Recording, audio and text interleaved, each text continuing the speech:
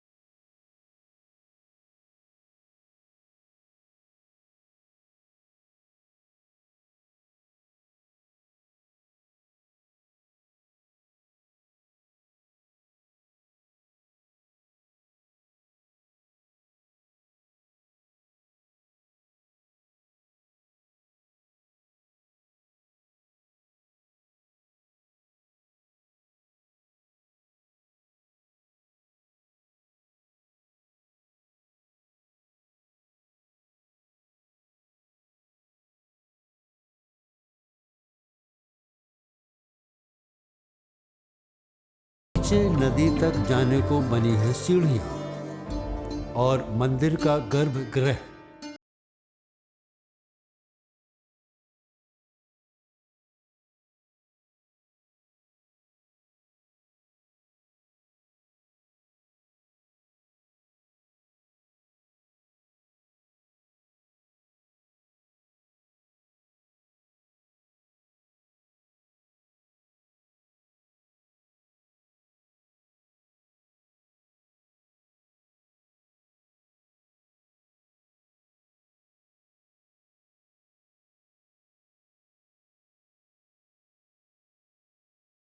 के स्थान की ओर बढ़ चले हम। काफी बड़ा है मंदिर का द्वार।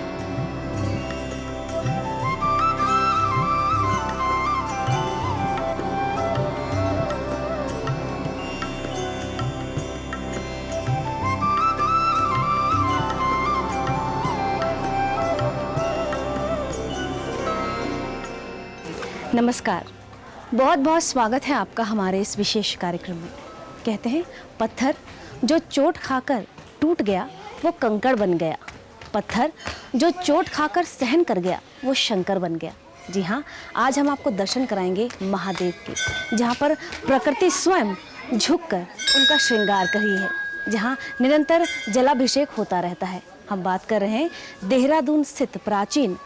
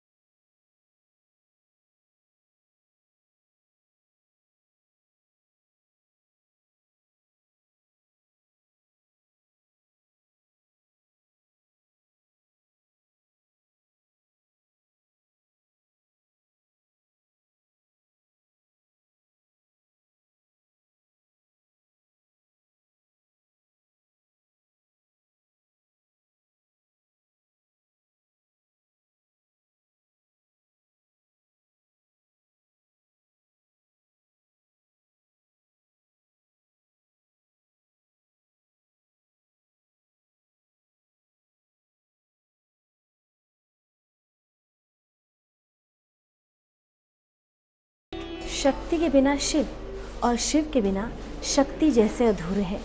और शक्ति का ही एक रूप है माँ ज्वाला। जी हाँ, प्राचीन समय से यहाँ पर स्वतः ही अखंड ज्योति प्रज्वलित है। आइए हम आपको उसके भी दर्शन कराते हैं।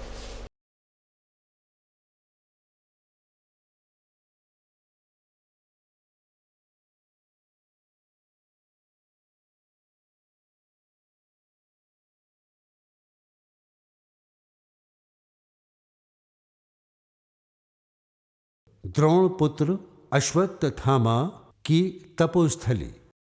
यहाँ द्रोणपुत्र अश्वत्थामा ने 6 महीने तक एक पांव पर खड़े होकर की थी तपस्या और आशीर्वाद स्वरूप पाया था भगवान शंकर जी से अमर तत्व का वरदान। द्रोणपुत्र अश्वत्थामा की जन्मस्थली यही है। हजारों साल पहले अश्वत्थामा का जन्म इसी गुफा में हुआ था और इसी गुफा में उन्हें दूध की भी प्राप्ति हुई थी।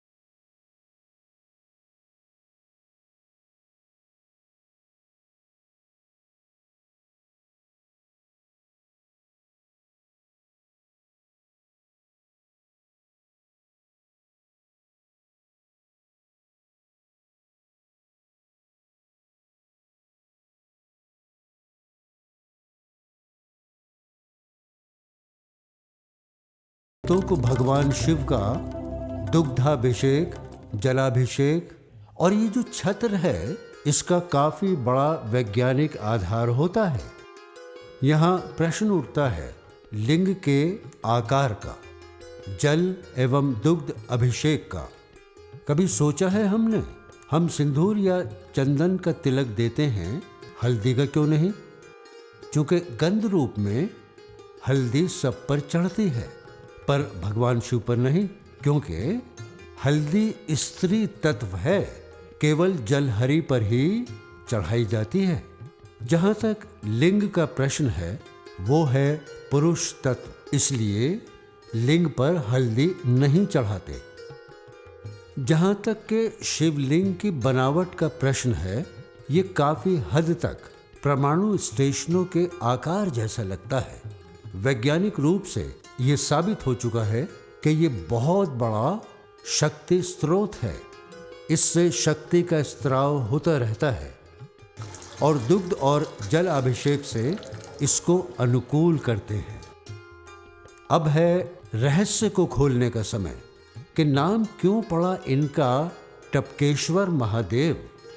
यहाँ पर इनका निरंतर अभिषेक होता है गाय के थन रूपी आकृति से, जो ऊपर से तो सूखी है और निरंतर टपकाती है पानी की बूंद छत से, और होता है अनवरत रुद्राभिषेक। यही है कारण नाम टपकेश्वर होने का।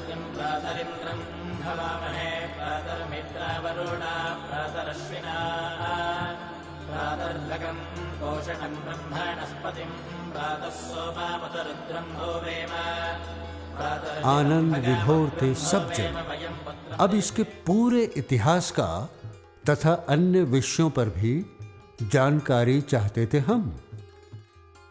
बस अब बात की महाराज जी से। बहुत बहुत स्वागत है गुरुजी आपका। नमस्कार। नमस्कार। गुरुजी, सर्वप्रथम आपका नाम जानना चाहेंगे। यहाँ के मुख्य पुजारी भरतगिरी जी, और हम जिस स्थान पर बैठे हैं इस स्थान का नाम भी बताएं। ये पवित्र स्थान है टपकेश्वर महादेव मंदिर। गुरुजी, टपकेश्वर का क्या अर्थ है? टपकेश्वर का अर्थ ऐसा है, ऊपर से जल की बूंदें टपकती रहती है शिवलिंग के ऊपर निरंतर, और भगवान का स्वतः अखंड अभिषेक होता रहता है, इसलिए इनको टपकेश्वर के नाम से जाना जाता है। इसकी पौराणिक कथा के विषय में भी ज़रूर जानेंगे आपसे। सर्वप्रथम देवेश्वर के रूप में दर्शन हुए देवताओं को। देवताओं के बाद इस गुफा में ऋषि लोग आए और ऋषियों ने यहाँ आके भगवान शिव की तपस्या की, क्योंकि ऋषियों की तपोभूमि उत्तराखंड है और उनकी तपस्या से प्रसन्न होकर भगवान शिव ने उन्हें भी भूमार्ग से प्रकट होकर तपेश्वर के रूप में दर्शन दिए और उनका कल्याण किए। उस दौरान ऋषि लोग भी इस नदी, इस धारा के बीच स्नान संध्या किया करते थे, तो उस दौरान इस नदी का नाम भी तमसा रहा। उसी दौरान महाभारत की दोनों सेना के कुलगुरु आचार्य द्रोण पूरे हिमालय वर्ष का भ्रमण करते हुए उनकी पत्नी माँ कृपि के साथ इस गुफा में आए। माँ कृपि के गर्भ से इसी गुफा में एक हष्टपुष्ट बालक ने जन्म लिया। जन्म लेते ही उस बालक के मुख से अश्व के समान आवाज़ निकली। तो जो साथ में यहाँ उस दौरान ऋषि लोग और ऋषि पत्नियाँ थीं, उन्होंने उस आवाज़ को सुन के उस बालक का नाम अश्वत्थामा रखा। लेकिन एक समस्या और आन पड़ी, अश्वत्थामा को पीने के लिए माँ कृपि के पास दूध नहीं। फिर दोनों पति पत्नी चिंता में डूबे हुए और भगवान शिव का चिंतन कर रहे हैं।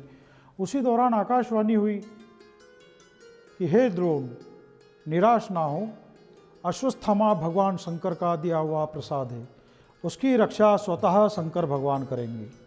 अश्वत्थामा से कहे कि वह भगवान शिव की तपस्या करे।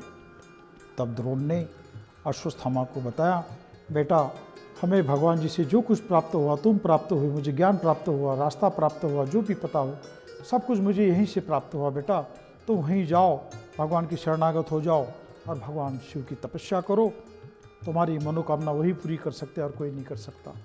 तब अश्वत्थामा इसी जगह पे खड़े हुए एक पाँव के बल पे और भक्ति योग हठ योग के साथ उन्होंने यहाँ तपस्या आरंभ की। भगवान शंकर एक सन्यासी का वेश धारण कर लेते हैं और इस गुफा में प्रकट हो जाते हैं और फिर यहाँ आए। बोले, हे अश्वत्थामा, क्या मांग रहे हो भगवान शंकर से? महाराज मैं दूध पीना चाहता हूँ। बेटा हमारी शाम को गैया आएगी और हम दूध देंगे, और अवश्य आज पूर्णमासी पे, आज पूर्णमासी है, आज अवश्य तुम्हारी इच्छा भी हम पूर्ण करेंगे। तथास्तु, ये शंकर भगवान का वचन। और ऐसे ही जाके उनके चरणों में गिर जाते हैं और उनका स्तवन करने लगते हैं।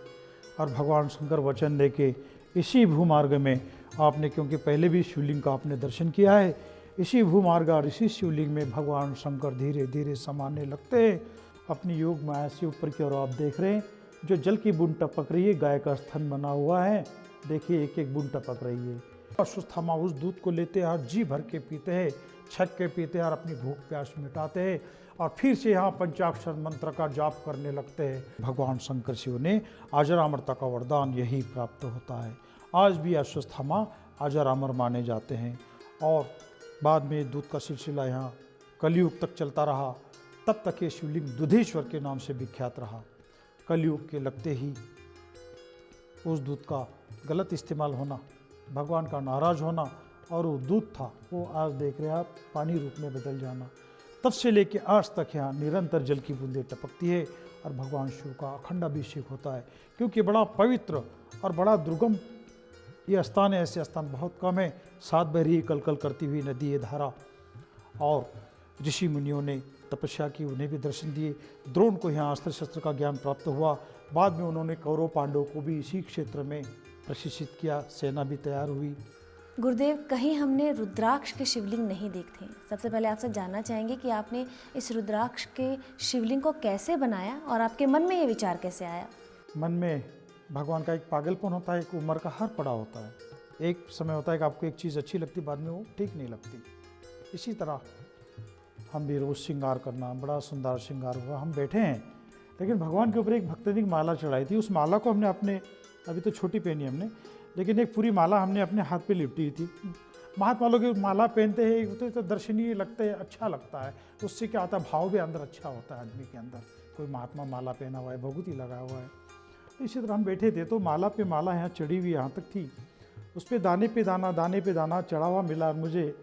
इसी हाथ में ही उस शिवलिंग का साक्षात्कार हुआ, कहने का मतलब है दर्शन हुआ। तब से मुझे प्रेरणा भगवान शिव से ही मिली कि मैं ऐसे एक शिवलिंग का निर्माण करूं तो एक निर्माण हो सकता है। फिर प्रयासरत रहा, 1 साल तक बनाता गया, तोड़ता गया, फिर धीरे धीरे चाल बन गई, बनते बनते बनते फिर वो स्वरूप पूरा हो गया। उसके बाद मैंने विराम दिया और इस श्रृंगार बनाने से पहले ही मैंने जूनागढ़ गुजरात में इस श्रृंगार का ऑर्डर दिया था, वो भी बन के आया और लगा दिया और रखा। तो उसके बाद मुझे भी आश्चर्य होने लगा कि भगवान का स्वरूप कैसे बना हुआ है। गुरुदेव, जन साधारण को क्या संदेश देना चाहेंगे? जन साधारण को तो मैं तो यही संदेश देना चाहता हूँ कि भाइयों, एक तो अपने माता पिता के बताए हुए रास्ते पे आप चलेंगे तो आपका कल्याण है, क्योंकि माता पिता का आशीर्वाद है तो आपको गुरु भी आशीर्वाद देंगे, गुरु का आशीर्वाद है तो टपकेश्वर भगवान भी आपको आशीर्वाद देंगे। तो सबसे पहले आपको माता पिता की सेवा करनी चाहिए, माता पिता को प्रसन्न रखना चाहिए, उनकी आज्ञा का पालन करना चाहिए, तो भगवान टपकेश्वर भी, महाराज भी आपको आशीर्वाद देंगे, अन्यथा आपको कोई आशीर्वाद नहीं देगा। गुरुदेव, आज आपकी तमाम जानकारी के लिए बहुत बहुत शुक्रिया। धन्यवाद। धन्यवाद। ठीक है।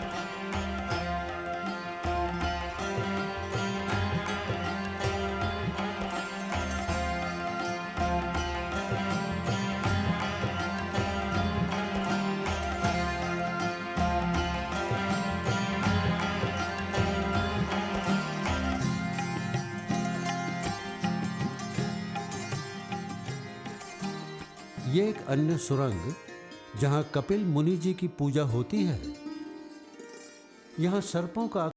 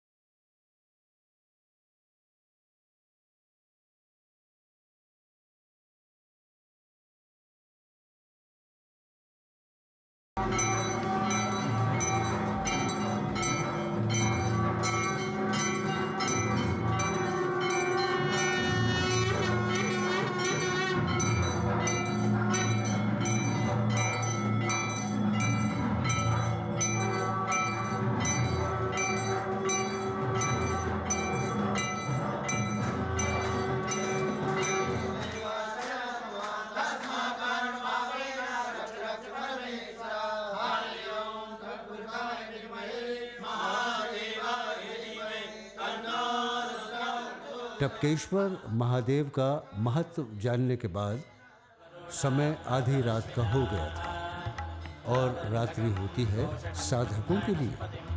जो जागते हैं रात भर, ताकि हमें भी हो जाए अपने प्रिय भगवान की प्राप्ति।